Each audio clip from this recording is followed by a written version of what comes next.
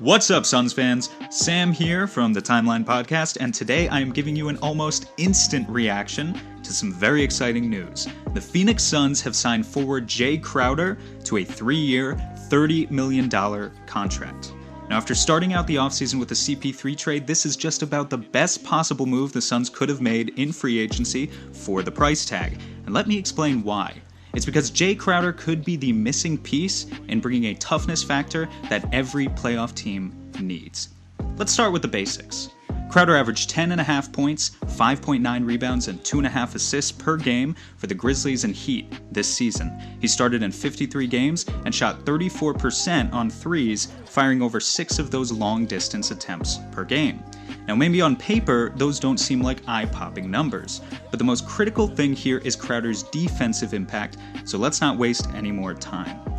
All throughout the playoffs, we saw Jae Crowder match up against some of the premier larger wings this league has to offer, whether it was Giannis of the Bucks, Jason Tatum of the Celtics, or even LeBron in the finals. And consistently, he provided tough, steady, hard-nosed defense. Giannis, for example, shot just 9 for 22 against Crowder through 4 playoff games, which comes out to just 40% from the field. Crowder also scrapped for loose balls and forced turnovers wherever he could.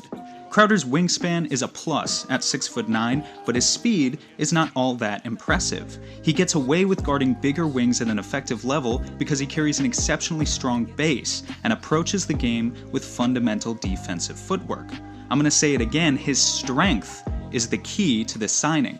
Crowder may only be 6'6", but he clocks in at 235 pounds. That's 15 pounds heavier than Kelly Oubre and a full 25 pounds heavier than fan favorite Mikal Bridges. As a result, this signing makes so much sense for the Suns because of Crowder's positional versatility. We already know that Mikal Bridges is more than capable of bothering players positions 1 through 3 with his massive length and can disrupt things on the perimeter.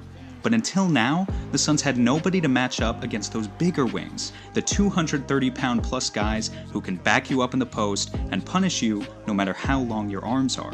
With Crowder, they may have finally found a fantastic solution.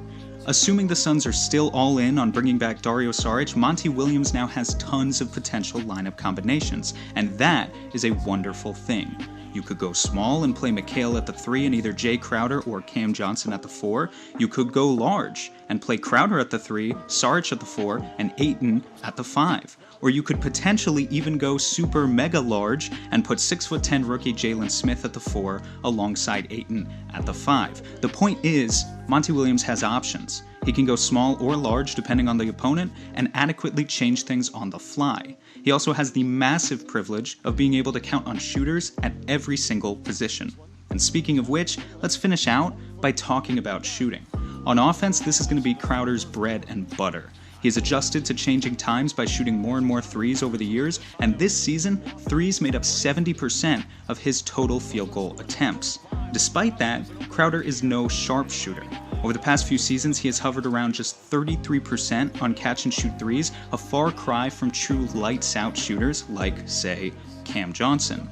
Even so, Crowder can still be weaponized from the corner and as a shooter in general. He shot 38% on corner threes this season, and in the Suns' offense will benefit from Chris Paul and Devin Booker creating a massive amount of gravity. Toss in DeAndre Ayton's forceful rolls to the rim, and Crowder will often just be hiding in the corner, waiting for the open shots to come to him. Make no mistake, he will play a role on this side of the court as well. Before I sign off here, let's just toast to the fact that the Suns finally look like a playoff-poised roster, at least on paper, perhaps for the first time in a decade. And with Chris Paul and Jae Crowder bringing a massive amount of chippiness, the Suns are not going to be the young, almost universally loved team of the league anymore.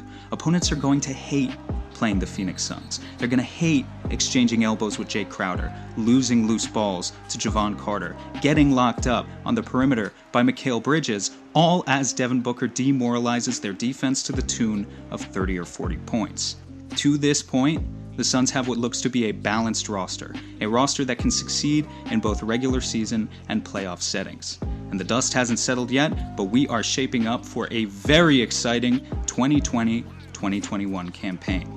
If you've made it this far, please make sure to like and subscribe to our channel for more Suns content, and comment below with your thoughts on the Crowder signing and what else you want the Suns to do for the rest of this offseason. So long, guys. Until next time.